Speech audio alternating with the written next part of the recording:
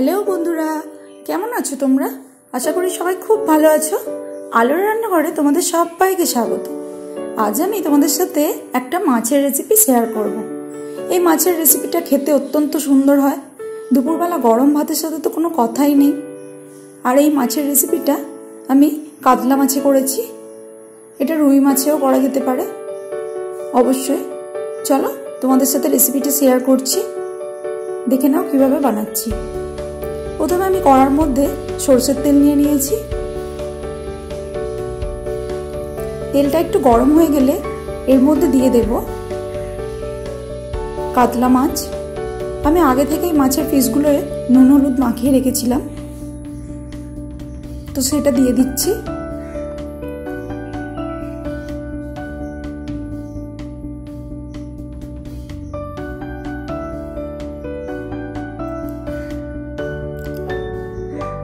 মাছের রেসিপি আমরা বিভিন্নভাবে করে থাকি। এইভাবে একবার মাছের রেসিপিটা করবেন, যেভাবে বানাচ্ছি ভীষণ সুন্দর খেতে হয়। মাছগুলোর একটা পিঠ ভাজা হয়ে গেছে, এবারে আমি উল্টে নিচ্ছি আর একটা পিঠ।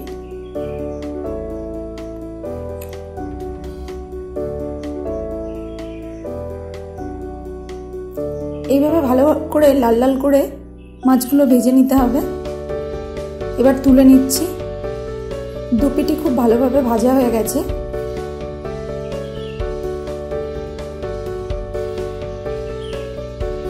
এরপর ওই গরম তেলের মধ্যেই দিলাম দুটো তেজপাতা, দারচিনি, এলাচ আর লবঙ্গ দিয়ে ভালো করে ভেজে নিলাম। ফোড়ন থেকে সুন্দর একটা গন্ধ বেরোলে এর মধ্যে দিয়ে দেব কুচিয়ে রাখা পেঁয়াজ।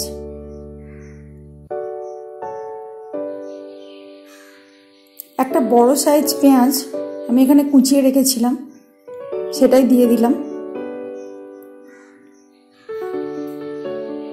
এরপর বেশ ভালো করে পেঁয়াজটা ভেজে নিতে হবে লাল লাল করে।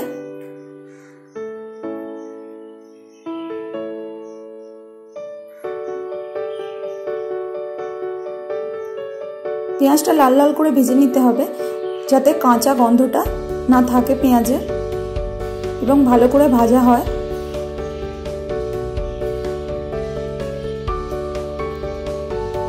পেঁয়াজটা বেশ ভালো রকম ভাজা হয়ে গেলে এর মধ্যে দিয়ে দিচ্ছি রসুন বাটা আর আদা বাটা। আমি এখানে হাফ চামচ করে আদা রসুন বাটাটা দিয়েছি।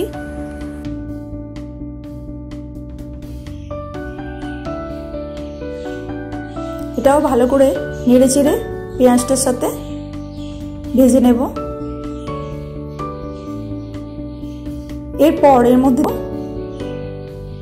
একটা মাঝারি সাইজ পেঁয়াজের পেস্ট।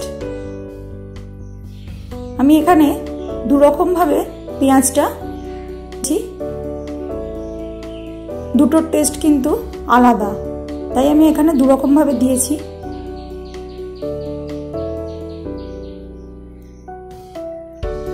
ভালো করে পেঁয়াজ বাটাটাও মিশিয়ে মশলার সাথে ভেজে নিচ্ছি, কারণ পেঁয়াজ বাটার কাঁচা গন্ধটা যাতে চলে যায়।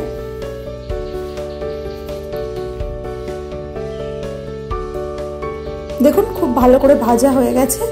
এবারে এর মধ্যে দিয়ে দিলাম হাফ চামচ জিরে গুঁড়ো, হাফ চামচ ধনে গুঁড়ো, লঙ্কা গুঁড়ো আর হলুদের গুঁড়ো, আর দিয়ে দিলাম সামান্য একটু গোলমরিচ আর নুন। সব মশলা আমার দেওয়া হয়ে গেছে। এবারে খুব ভালো করে কষে নিচ্ছি আবারও। মাছ মাংসর মধ্যে মশলা যত কষা হয় খেতে টেস্টটা কিন্তু খুব ভালো হয়। এর মধ্যে দিয়ে দিলাম আমি একটা বড় সাইজ টমেটো বাটা। টমেটো বাটাটা ভালো করে মিশিয়ে নিচ্ছি। বেশ ভালো করে কষে নিয়েছি। দেখুন এই পর্যায়ে এর মধ্যে দিয়ে দেব 4 টেবিল চামচ টক দই।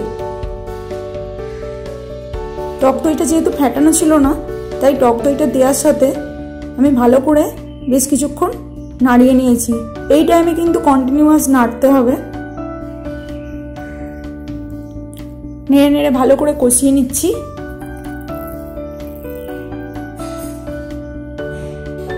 একদম শুকনো হয়ে গেছে দেখুন। এই পর্যায়ের মধ্যে দিয়ে দিলাম হাফ চামচ চিনি। এই চিনিটা দিলে টক দইয়ের টেস্টটা ব্যালেন্স হয়ে যায়, তাই চিনিটা আমি এখানে অ্যাড করলাম। দিলাম অল্প জল, দিয়ে ভালো করে মশলাটা মিশিয়ে নিলাম। আমি আরো একটু জল এখানে অ্যাড করছি।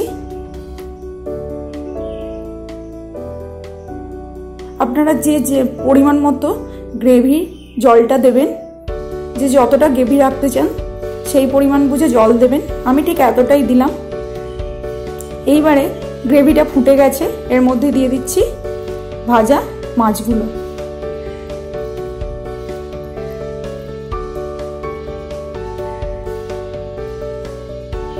বেশ কিছুক্ষণ ভালোভাবে ফুটিয়ে নেব। মোটামুটি ওই 5-7 মিনিট ফুটিয়ে নিলেই হবে।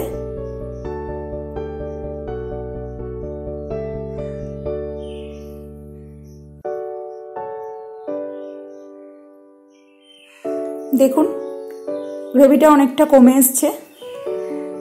আমি মোটামুটি এই অবস্থাতেই রাখবো, এর থেকে বেশি আর শুকনো করব না। একদম রেডি হয়ে গেছে আমাদের এই মাছের প্রিপারেশনটা। এই মাছের রেসিপিটা কিন্তু খেতে অসাধারণ হয়। আপনারা একবার অবশ্যই বাড়িতে ট্রাই করবেন। বাড়িতে গেস্ট এলেও এই মাছের রেসিপিটা আপনারা বানাতে পারেন। দুপুরবেলা গরম ভাতে কিন্তু খুব সুন্দর খেতে লাগবে। আর আমার এই রেসিপিটি যদি আপনাদের ভালো লেগে থাকে তাহলে প্লিজ চ্যানেলটি লাইক, কমেন্ট এবং সাবস্ক্রাইব করে দেবেন। পাশে থাকা বেল আইকনটি প্রেস করবেন। আমার চ্যানেলে নতুন নতুন রেসিপি পেতে আমার চ্যানেলটি ফলো করুন।